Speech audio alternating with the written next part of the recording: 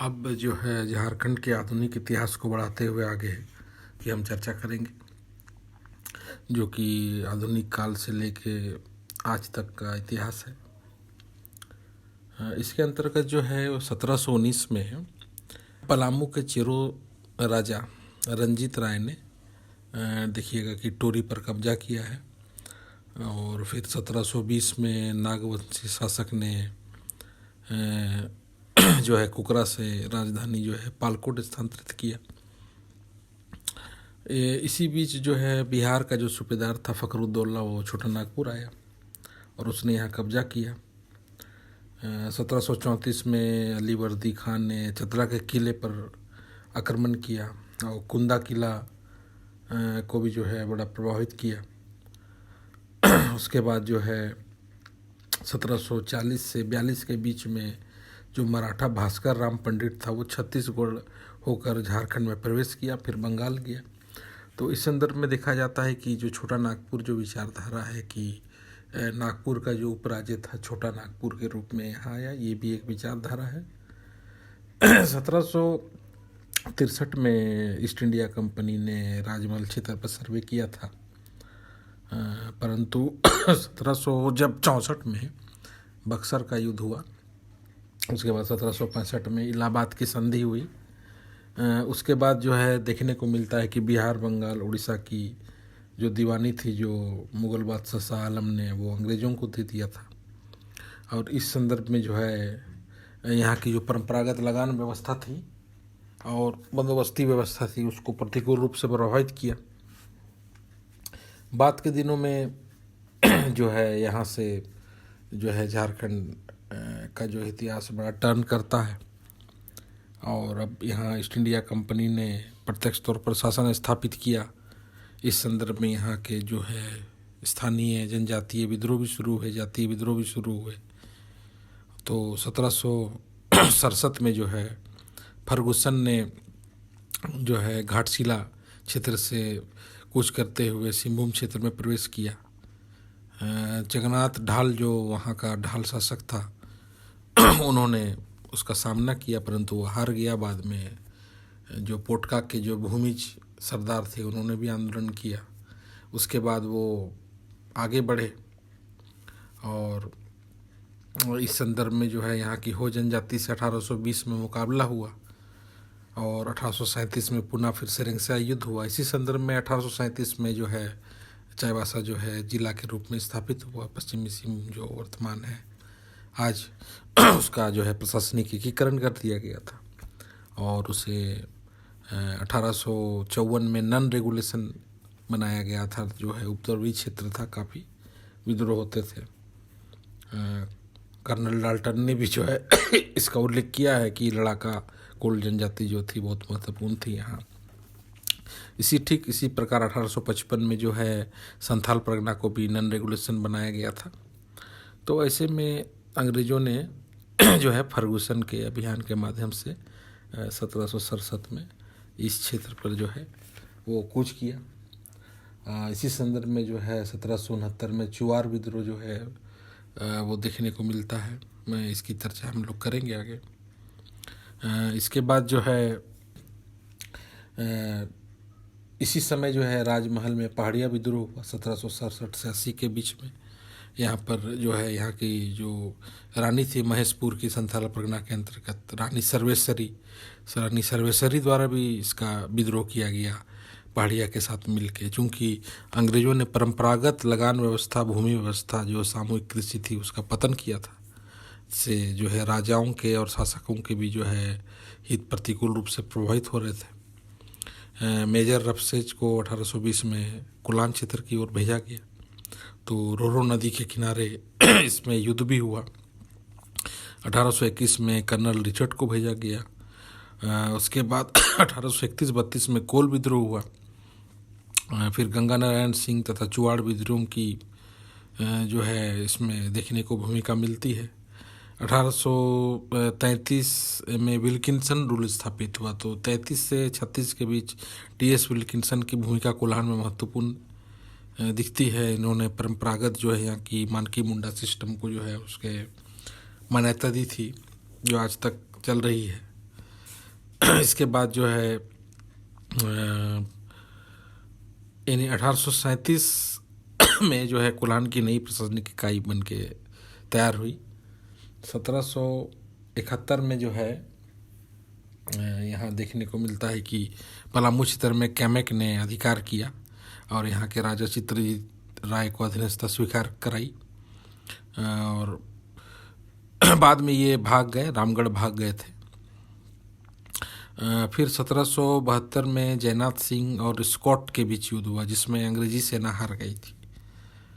इसमें जो सर्जेंट पेल्विन था वो मारा गया और स्कॉट के पैर में गोली लगने के घायल हो गया। तो जो रंका का किला था जयनाथ सिंह ने अधिकार कर लिया। इसके बाद जो है पुनः अंग्रेज बहुत बड़ी सेना लेकर आए और इससे वहाँ के शासकों को भागना पड़ा। इसके बाद जो है जो नागवंशी शासक थे द्रिपनाथ शाही, उन्होंने कैमक से मुलाकात कर अंग्रेजों से समझौता किया और उसमें 12,000 रुपया सालाना देना स्वीकार किया। इसके बाद हजारीबाग क्षेत्र में अंग्रेजों का सबसे अधिक प्रतिरोध का सामना रामगढ़ राज की ओर से करना पड़ा। यानी रामगढ़ के जो राजा थे मुकुंद सिंह, उन्होंने अंग्रेजों के विरुद्ध युद्ध छेड़ दिया। इस बीच फिर कैप्टन कैमक ने हजारीबाग क्षेत्रों पर चढ़ाई की और 1772 में मुकुंद सिंह भाग के वहाँ से पंचित चला गया। इस बीच 1773 में जो है रामगढ़, पलामू, छोटानागपुर खास को मिलाकर रामगढ़ जिले का गठन किया गया। फिर जो है संथाल परगना में देखने को मिलता है कि जो जंगल तराई या जंगल महाल वाला जो क्षेत्र था, इसे अधिकार में लिया गया। 1773 में रामगढ़ हिल ट्रैक के माध्यम से प्रशासनिकीकरण किया गया और इन क्षेत्रों में जो है अंग्रेजों द्वारा व्यापारिक एजेंसी भी बनाई गई। बहुत से जो है श्रमिक थे, संथाली श्रमिक, उनको चाय के बागान में ले भी जाया गया। ये बाद के दिनों में आसाम में दार्जिलिंग जैसे क्षेत्र में देखने को मिलते हैं। राजमहल क्षेत्र में भी मराठों ने 1742 में कब्जा किया था। 1757 में प्लासी के युद्ध में सिराजुद्दौला राजमहल पहुंचा था। 1763 में मीर कासिम के युद्ध में मेजर एडम्स की विजय के फलस्वरूप राजमहल क्षेत्र जो है कंपनी के अधिकार में समाहित हो गया। तो यहाँ जो है इसकी भूमिका जो है आरंभ के आधुनिक काल में वो बहुत महत्वपूर्ण रही। इसके बाद कई बार देखा गया कि स्थानीय शासकों के एकीकृत न होने के कारण जो है अंग्रेज़ों ने अलग अलग इनको हराया और लोकल जनजातियों में भी जो एकीकृत नेतृत्व का दृष्टिकोण जो है वो दिखता नहीं है, वो शून्य है, एब्सेंट है। ऐसे में अंग्रेज़ों का सामना करना बड़ा मुश्किल था, क्योंकि एक तरफ वो बड़े बड़े वंश मुगलों से भी लड़ रहे थे और उन्होंने छोटे छोटे शासकों को भी जो है वो अधीनस्थता स्वीकार की। तो जो शुरू में आरंभ के जो विद्रोह दिखते हैं, जैसे चुआर विद्रोह है या पहाड़िया है, तमाड़ है, तिलका माझी का है, चेरों का है, तो इसमें जो है शासकीय अप्रोच भी दिखता है, क्योंकि उनके जो क्षेत्र थे वो प्रतिकूल रूप से प्रभावित हो रहे थे। इसमें जो है थोड़ा समझने की आवश्यकता है कि इनमें जो है जैसे जंगल महल, जिसमें बंगाल से छोटानागपुर की पहाड़ियों का क्षेत्र था, ये 1805 में जब इसे बनाया गया था तो अंग्रेज़ों का मुख्य उद्देश्य था कि इन क्षेत्रों से लैंड रेवेन्यू लेना और भूमि संसाधन को प्राप्त करना, जितने भी संसाधन हैं उसको सुचारू रूप से जो है अपने अधीनस्थ लाते थे। जो कि यहाँ जंगल महल 1833 में समाप्त हुआ था। इसी बीच 1806 में ज़मींदारी पुलिस की भी शुरुआत की थी। तो बहुत बार अंग्रेज कंप्रोमाइज़ भी करते थे कि यहाँ के सिस्टम को मान्यता भी देते थे, जैसे थॉमस विल्किंसन के समय दिखता है।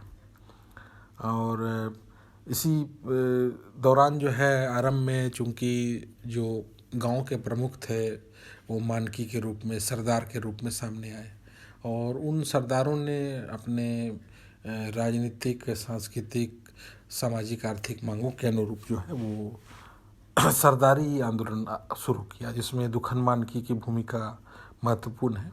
और कई चरण में जो है एक लंबी श्रृंखला मिलती है, जो कि आप देखिएगा कि बिरसा मुंडा जब 1895 में आंदोलन कर रहे हैं। तो 90 साल की एक श्रृंखला है जो कि प्रकाष्ठा सरदारी आंदोलन की प्रकाष्ठा वहाँ देखने को मिलती है।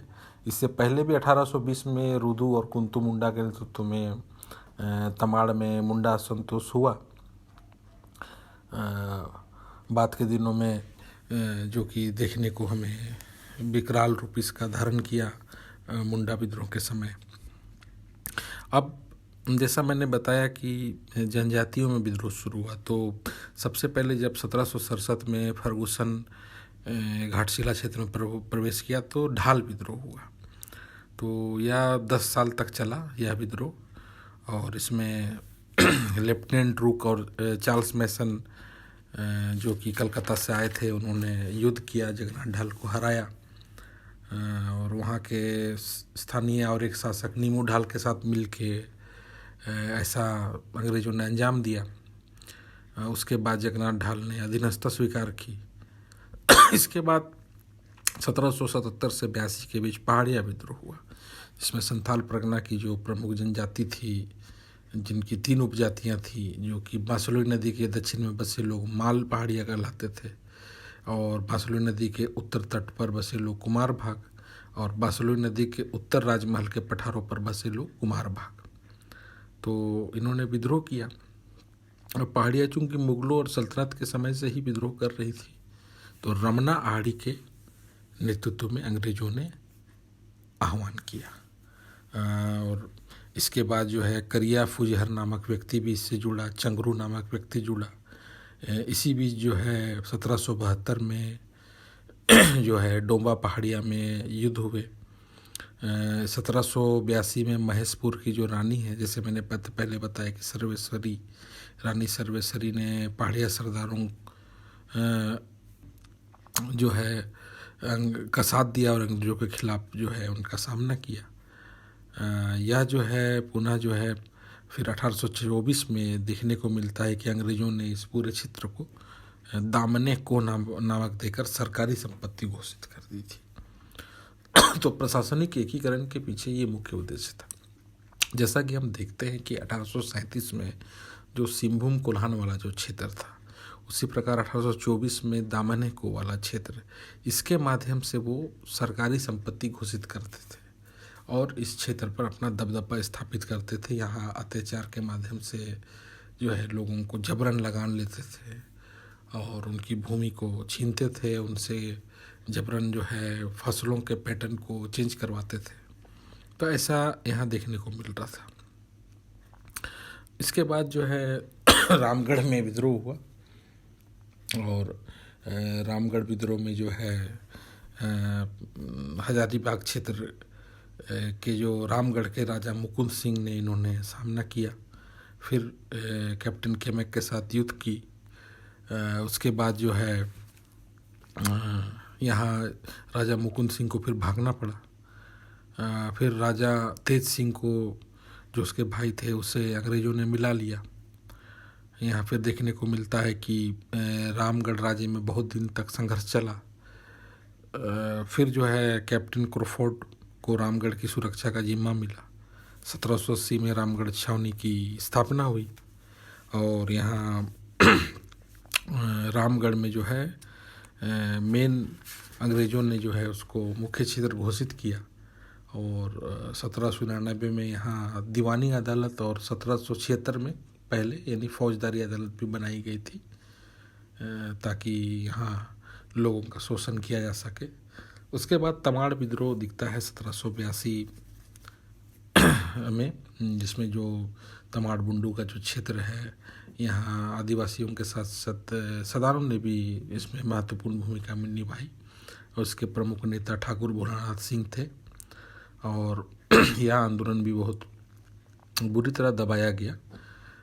इसमें अंग्रेज़ों ने शांति स्थापना के लिए जमींदारी पुलिस बल का भी गठन किया था, जो कि 1806 में किया गया था। लेकिन बाद में यह आंदोलन काफ़ी आगे बढ़ा। तमाड़ के ही दुखन मानकी और रुगु एवं कोंता ने सरदारों के नेतृत्व में इसे जो है आंदोलन को बढ़ाया। फिर तिलका आंदोलन जो है, तिलका माझी आंदोलन जो है, वो झारखंड के आधुनिक इतिहास में उसका महत्वपूर्ण स्थान है। इसमें 1782 में, जैसा मैंने बताया कि तमाड़ विद्रोह हुआ, ठीक उसके 1 वर्ष के बाद 1783 में संथाल परगना में जो है तिलका माझी का विद्रोह आरंभ हो गया।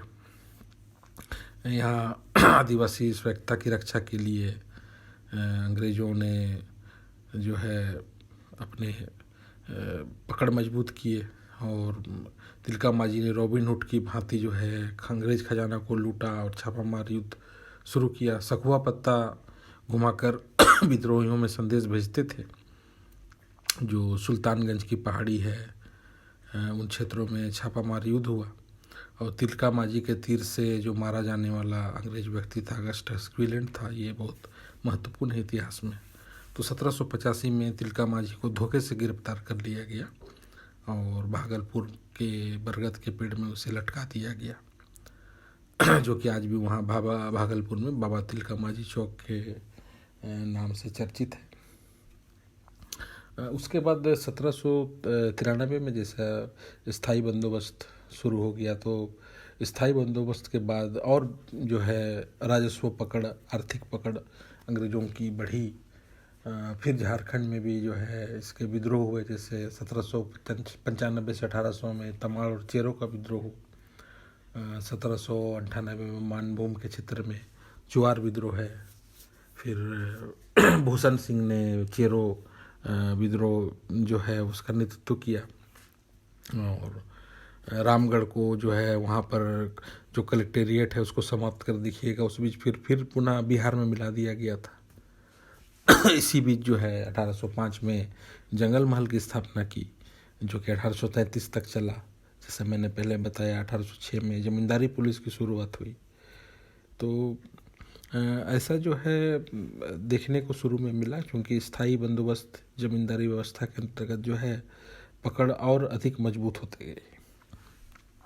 इसके बाद जो है आप देखिएगा कि 1824 में दामनेको की स्थापना हुई, जो कि एक प्रशासनिक इकाई था।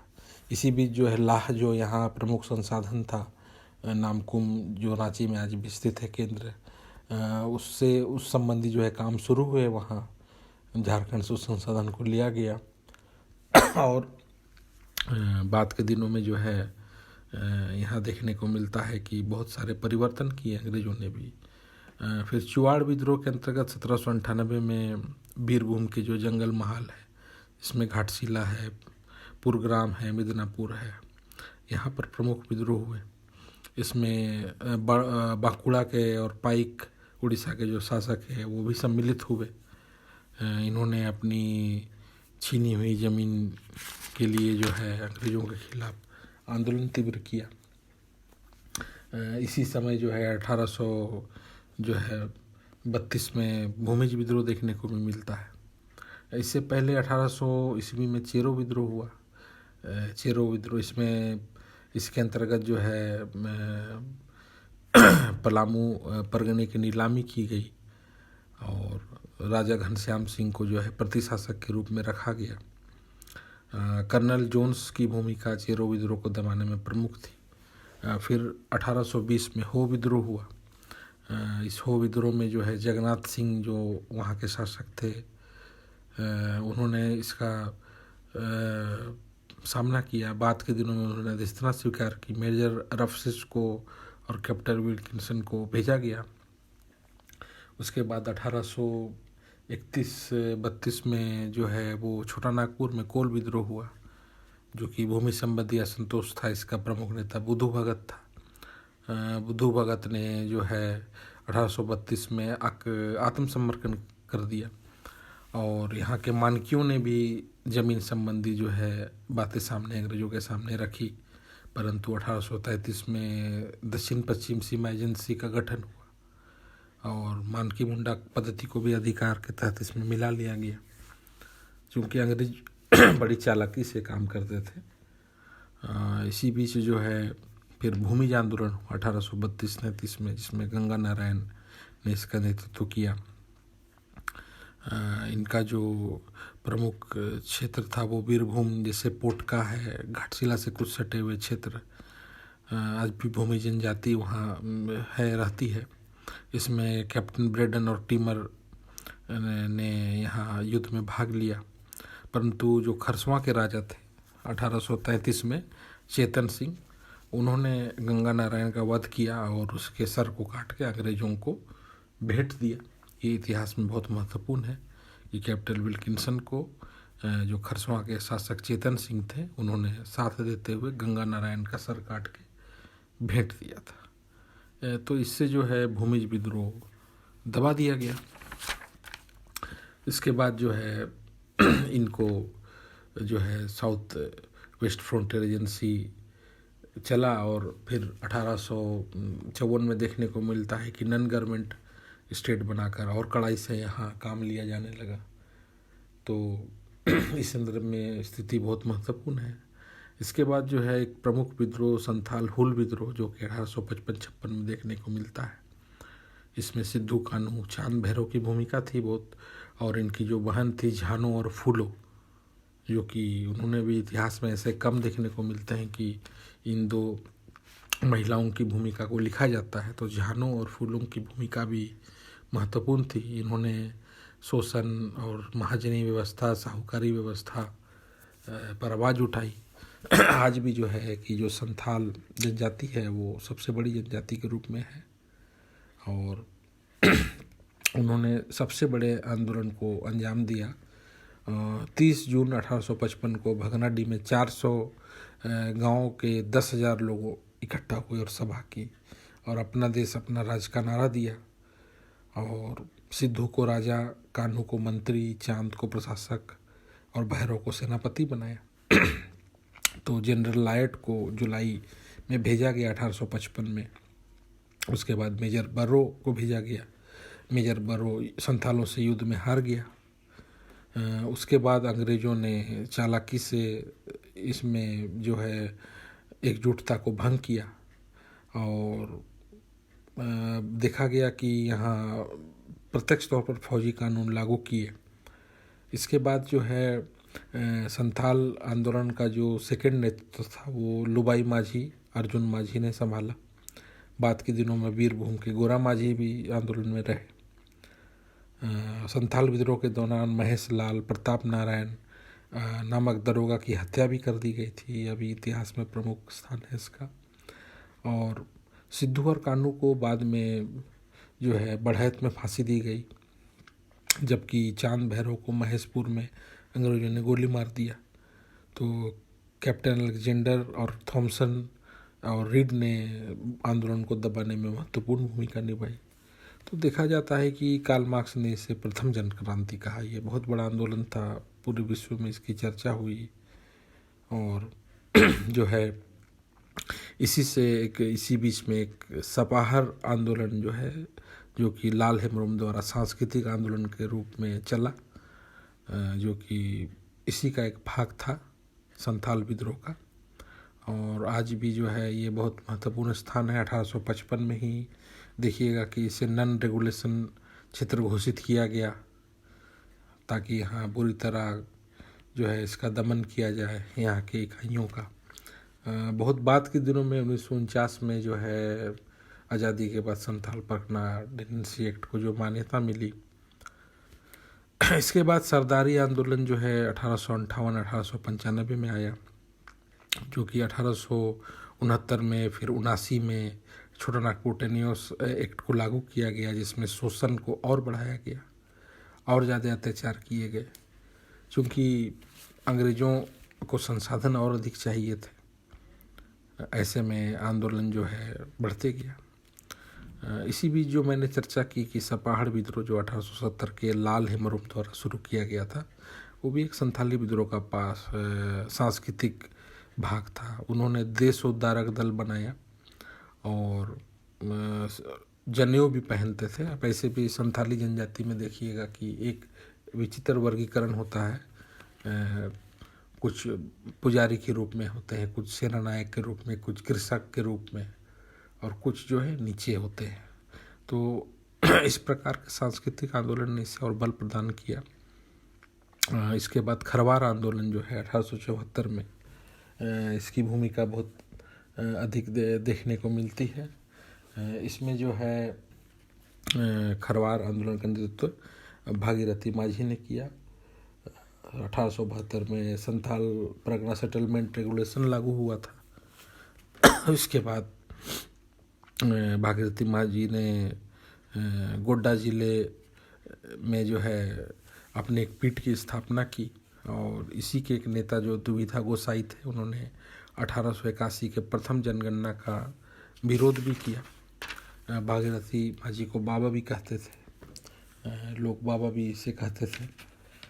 इसके बाद जो है हमें देखने को मिलता है कि 1874 में नॉन रेगुलेशन जिलों को बदलकर शेड्यूल्ड डिस्ट्रिक्ट एक्ट लागू किया गया, जिसमें अनुसूचित जिला अधिनियम लागू हुए। भागीरथी माझी के नेतृत्व में जो खरवार आंदोलन था, वहाँ पर जो है आपको इस क्षेत्रों में अंग्रेज़ों ने देखा जाता है बाद के दिनों में बड़ा फोकस किया।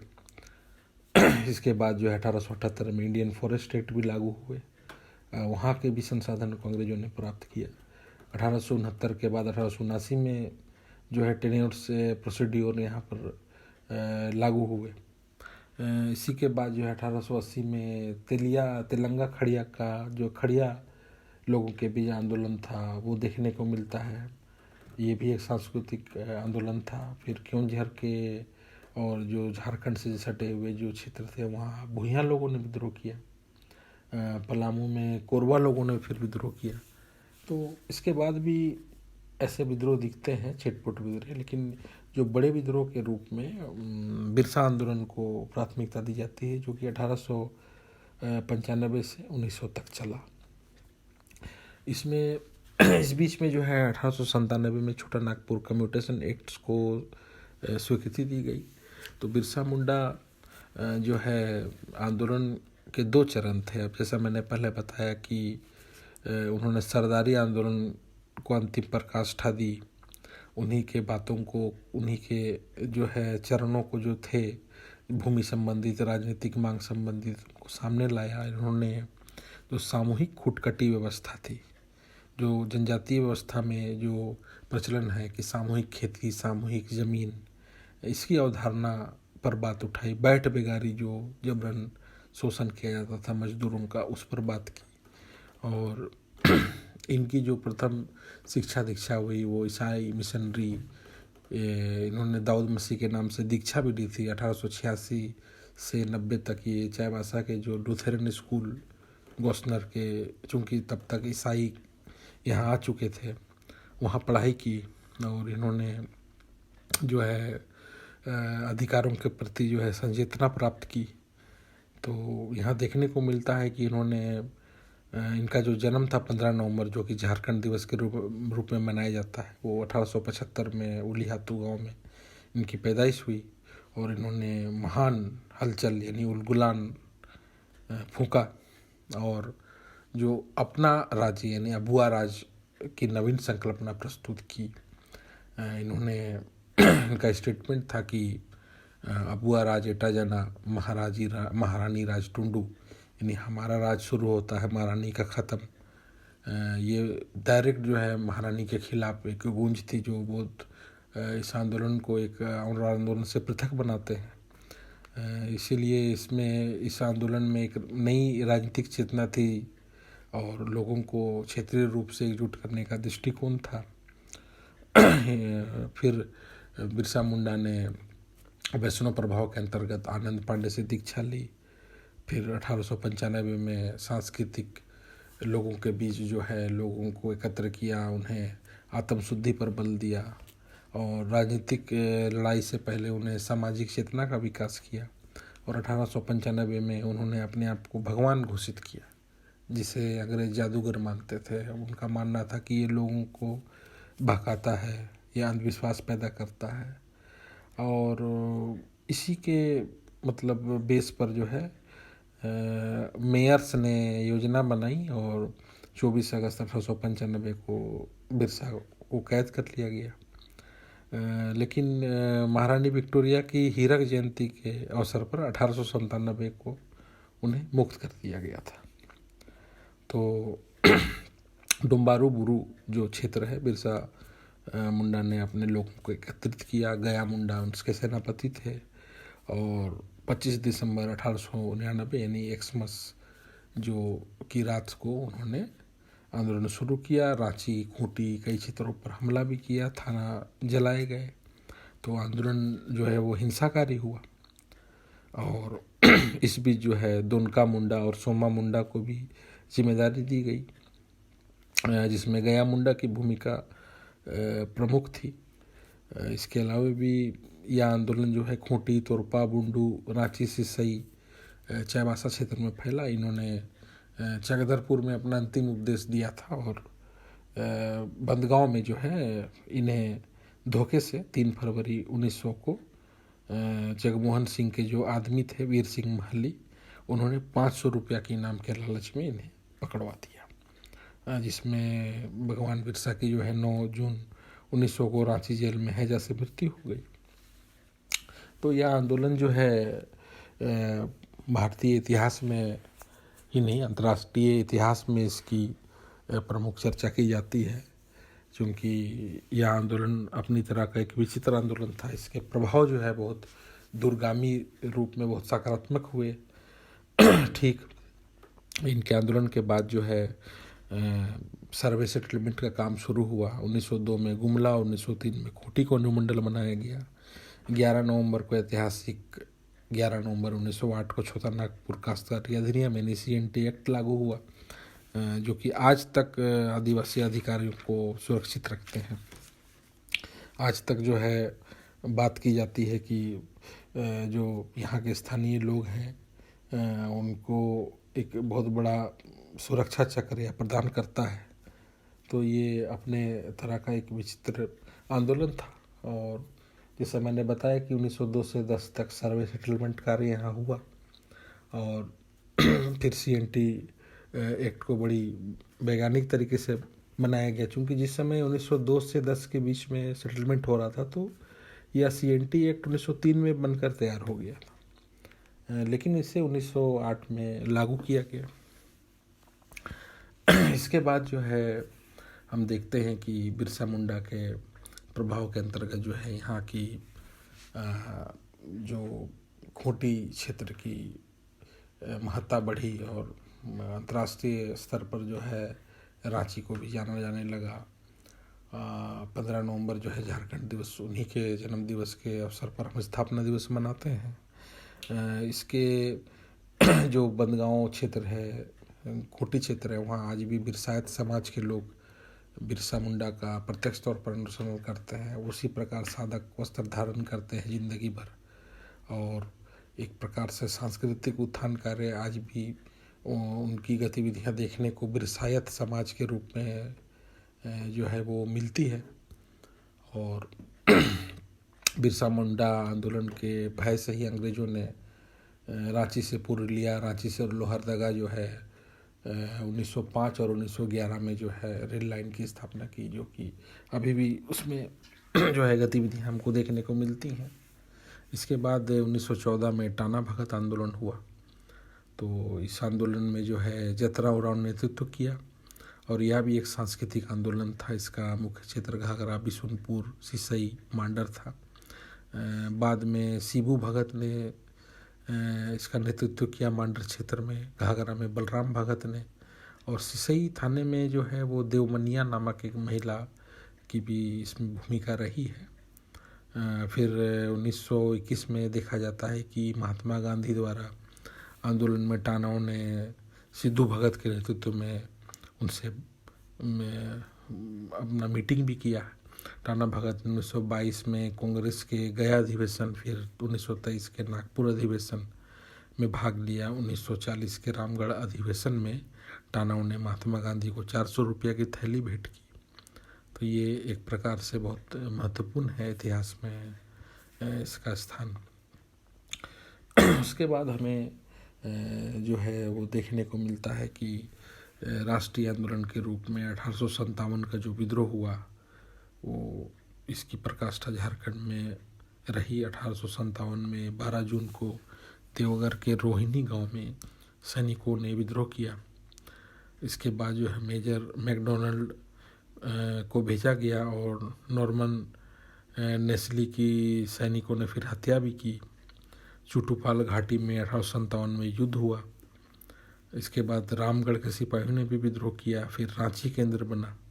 1857 में रांची के ठाकुर विश्वनाथ सहदेव और टिकैतुम सिंह, पांडे गणपत राय, शेख भिखारी, हजारीबाग के जगत लाल सिंह, रामगढ़ बटालियन के जमींदार माधव सिंह, डोरंडा बटालियन के जयमंगल पांडे एवं उसके बाद नादिर अली, पोड़ाहाट के राजा अर्जुन सिंह, फिर विश्रामपुर के चेरो सरदार भवानी राय, पलामू के नीलांबर पीताम्बर नेताओं ने भाग लिया।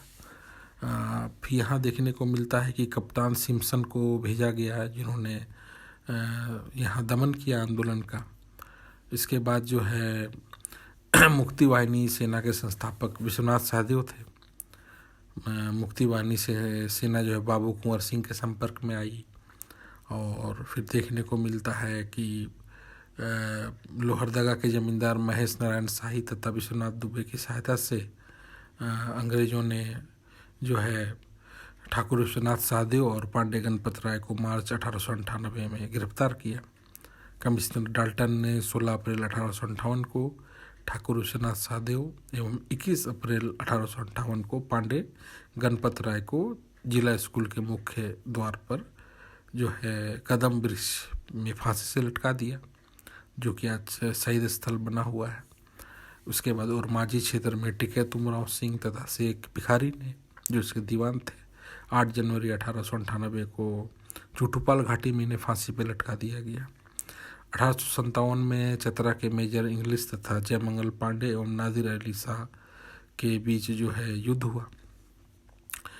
इसके बाद जो है चतरा में जो है जयमंगल पांडे और नादिर अली शाह को 4 अक्टूबर 1857 को फांसी पे लटका दिया गया एक आम के पेड़ में। धनबाद में कैप्टन ओकस को भेजा गया। पलामू में नीलांबर पीताम्बर जो है वो उन्होंने बढ़ के भाग लिया। सिंहभूम में राजा अर्जुन सिंह ने आंदोलन का नेतृत्व किया, जो कि सिंह वंश के पोड़ाहाट के राजा थे। उसके बाद जो है झारखंड में जो क्रांतिकारी आतंकवाद का जो इतिहास देखने को मिलता है, जिसमें कि जो राष्ट्रीय राजनीति की दिशा वो हमें देखने को मिलती है कि जो नरमपंथी विचारधारा से जो थोड़े असंतुष्ट थे, उन्होंने गरमपंथी का साथ दिया।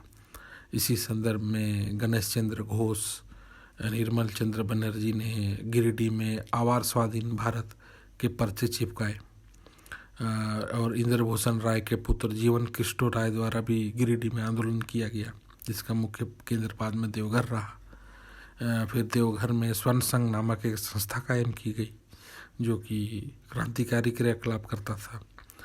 वरिंद्र कुमार घोष इसके सदस्य भी थे। देवघर में सीलेर बाड़ी नामक मकान का उपयोग जो है बम बनाने के लिए किया जाता था। इसके बाद जो है जमशेदपुर में चूँकि 1907 में डिस्को की स्थापना हो चुकी थी, तो इन्होंने मजदूर आंदोलन का भी जो है सहायता प्रदान की और वहाँ भी अपनी गतिविधि को बढ़ाया। उसके बाद जो है यहाँ देखने को मिलता है कि अमरनाथ मुखर्जी ने जमशेदपुर में जो है ऐसी इस गतिविधि को आगे बढ़ाया। सुरेंद्र कुमार राय ने भी जो है अपनी क्रांतिकारी विचारधारा का प्रचार प्रसार किया। उसके बाद जो है संत कोलंबा महाविद्यालय हजारीबाग के कुछ छात्र, जिनमें बागा जतीन के नाम से पुकारे जाने वाले राम विनोद सिंह, उन्होंने आंदोलन को चलाया। इसी बीच जो है यद गोपाल मुखर्जी, बसावन सिंह, इनका भी नाम आता है। इसके बाद झारखंड में जो है वो असहयोग आंदोलन आरंभ हुआ। महात्मा गांधी जो है वो श्याम कृष्ण साहे के निमंत्रण पर रांची आए 1917 में, और इन्होंने ब्रज किशोर बाबू के साथ वो रांची में जो है विचारधारा रखी और आंदोलन का प्रचार किया। इसके बाद जो है गांधी जी श्याम कृष्ण साहे से मिले। फिर गांधी जी चंपारण गए। साथ में इनके साथ मौलाना अबुल कलाम आज़ाद भी आए, जिसे 1916 से 1900 के बीच रांची में नज़रबंद रखा गया था। और इसी बीच 1917 में रांची के अंजुमन इस्लामिया और मदरसा इस्लामिया की नींव मौलाना आज़ाद ने डाली। इनके पास जो एक अपना प्रसिद्ध प्रेस था, अल बलाग प्रेस, उसे बेचकर उन्होंने रांची मदरसा में अपने पैसा को लगाया। इसी बीच पलामू में 1919 में बिंदेश्वरी पाठक और भागवत पांडे के नेतृत्व में जिला कांग्रेस कमेटी की स्थापना हुई। और 1920 में बिहार स्टूडेंट कॉन्फ्रेंस बना, जिसकी अध्यक्षता CF एंड्रूज ने की। इसमें मजरुल हक, चंद्रवंशी सहाय, अब्दुल बारी और जी इमाम, हसन आरजूइन की प्रमुख भूमिका थी। इसके बाद जो है बिहार स्टूडेंट कॉन्फ्रेंस हजारीबाग में हुई। रांची में रूलेट एक्ट और जलियांवाला बाग के खिलाफ जो है गुलाब तिवारी ने आंदोलन किया। और 1920 में यहाँ भी विदेशी कपड़ों की होली जलाई गई। 1920-21 में गांधी जी पुनः रांची आए और भीम राजवंशीधर मोदी धर्मशाला में रुके और यहाँ जो है लोगों से संपर्क साधा। इस बीच डॉक्टर राजेंद्र प्रसाद, मोतीलाल नेहरू, मजरुल हक भी साथ में थे। इसी बीच जो है गुलाब तिवारी, भोलानाथ बर्मन, मौलवी उस्मान, अब्दुल रजाक और टानाओं ने भी, इन टाना भगतों ने भी गांधी जी को योगदान प्रदान किया। उसके बाद जो है असहयोग आंदोलन में झारखंड की पहाड़ी जनजाति लोगों ने भी काफ़ी हिस्सा लिया। पुलिस ने एक जबरा पहाड़िया व्यक्ति नामक को गिरफ्तार किया था, घर में बाद में कुर्की भी की गई। इसके बाद 1922 में साहेबगंज को भी आसान क्षेत्र घोषित किया गया था। जब चौरी चौरा कांड असहयोग आंदोलन समाप्त हो गया तो उसके बाद जो है यहाँ 1923 में प्रांतीय लेजिस्लेटिव काउंसिल बनी, जिसमें कृष्ण बल्लभ साय स्वराज पार्टी के रूप में यहाँ से चुने गए। इसके बाद सविनय अवज्ञा आंदोलन, जो कि 1929 से शुरू हुआ लाहौर के अधिवेशन से, और यहाँ झारखंड में 26 जनवरी 1930 को भी स्वाधीनता दिवस मनाया गया। रांची के तरुण संघ ने इसका आयोजन किया। कृष्ण बल्लभ सहाय ने लाठीचार्ज के बीच हजारीबाग में झंडा फहराया। गांधी जी ने नमक आंदोलन का श्रेयगणेश किया और झारखंड के कई स्थानों पर भी, जैसे हजारीबाग के कृष्ण बल्लभ सहाय ने खजांची तालाब में नमक कानून का उल्लंघन किया, उन्हें 1 वर्ष सजा भी हुई इसके लिए, 1 वर्ष के लिए। पलामू के नेता सोनार सिंह खरवार और चंद्रिका प्रसाद वर्मा ने नमक कानून वहाँ तोड़ा। उसके बाद जो है जमशेदपुर में ननी गोपाल मुखर्जी ने इसका प्रतिनिधित्व किया। संथाल परगना में सैलवाला राय ने किया। इस तरह आंदोलन जो है कई जगह देखने को मिला। 1930 में रांची में स्वदेशी सप्ताह मनाया गया। इसके बाद हजारीबाग जेल में बंद राम भिक्षु बेनीपुरी, महामाया प्रसाद सिन्हा और भवानी दयाल सन्यासी ने पत्रिका निकाली, जो भूमिगत रूप से लोगों को आंदोलन में शामिल होने के लिए प्रेरित करते थे। चतरा में भी जो है फसियारी तालाब में जो है इस प्रकार का गतिविधि देखने को हमें मिलता है। सिंहभूम क्षेत्र में सिखों की जो है प्रमुख भूमिका रही। इनमें चकधरपुर के कांग्रेसियों ने जंगल के पेड़ को काटकर अपना विरोध किया। इसका नेतृत्व लाल बाबू कर रहे थे।